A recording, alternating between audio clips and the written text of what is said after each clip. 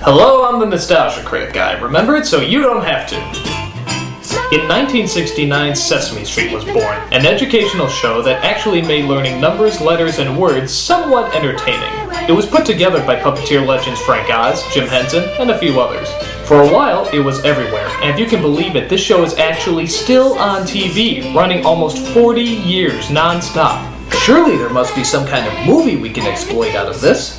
Luckily there is. In 1985, Warner Brothers released their big screen motion picture groundbreaking epic, Follow That Bird.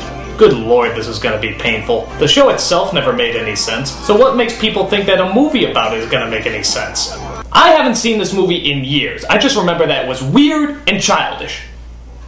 I mean, okay, it's a children's movie, but that's beside the point. It's time I look over this crazy, nonsensical garbage and give it the beating that it deserves. So, let's dive right in at the beginning.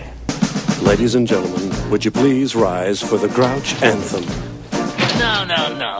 With a Grouch Anthem, you stay sitting down. Oh my god, it's Oscar! I haven't seen him in years! He's like the first puppet I ever saw in my entire life. He's like totally responsible for the grumpy personality I am today. I mean, I just looked up to him, I just loved him, and I'm sure this movie's still gonna blow despite him! Alright, so it starts out with an organization called the Feathered Friends, which apparently relocates orphan birds with proper families. It turns out that Big Bird is on that list. Dude, look at this information. Was someone stalking him? And one representative, Miss Finch, goes to his aid. So this logically brings us to Sesame Street, where we, of course, come across Big Bird! Oh my god! He is just as big as I remember him. Some things never change when you're a child. It's a man in a costume! A big, lovable, heartwarming costume. So he's told that there's a family called the Dodos who are willing to take him in and look after him. So Big Bird, always looking for a family, agrees and decides to say goodbye to all his friends. It's Snuffleupagus! I remember Snuffleupagus! He's like a big hairy Dumbo but with depression. Oh, Snuffy, I guess this is goodbye. Oh, Bird.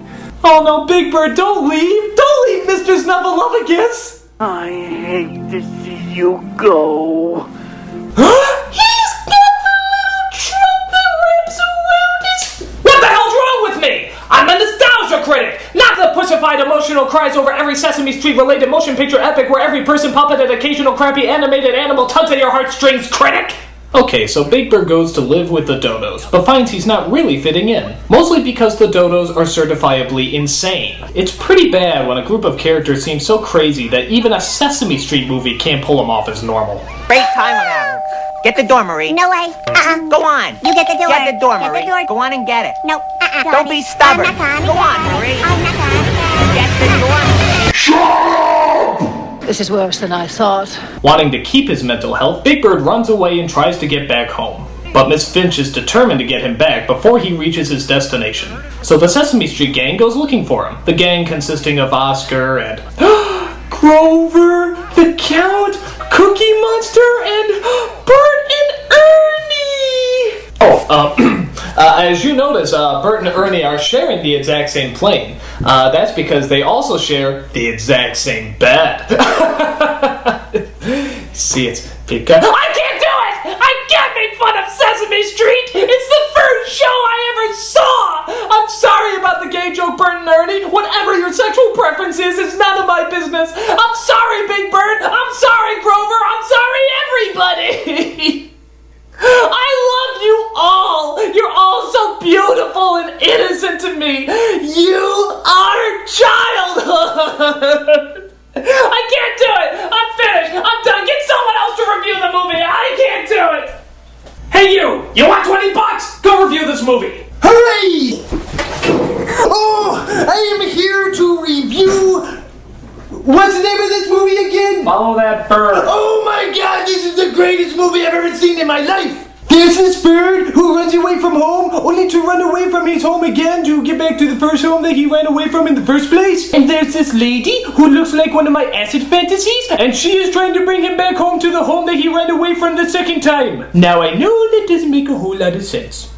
So anyway, there's these two guys, and they're like, dude, that's a big bird. And they're like, let's paint him blue for some reason and parade him around like an animal, which he is an animal, so I guess that's legal. Meanwhile, Bert and Ernie are flying, Super Grover is flying, and Oscar is flying, except on the ground, and Cookie Monster ate his car because he thought it was a cookie. I thought my car was a cookie once, but it wasn't a cookie.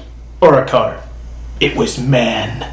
So they find Big Bird, and at first they're like, hooray, but then they're like, oh crap. So they have a big car chase scene, and they're like, jump, and he's like, no, and they're like, jump, and he's like, no, and they're like, jump, and he's like, okay. So the bad guys are taken away by Officer John Candy, and Big Bird is returned back to Sesame Street. But Miss Fitch is like, I have to take you back home, and Big Bird is like, dude, what is your deal? Everybody's like, this is his home. Go back to Russia. So the moral of the story is, home is not about where you belong or where you need to be, it's all about where you live.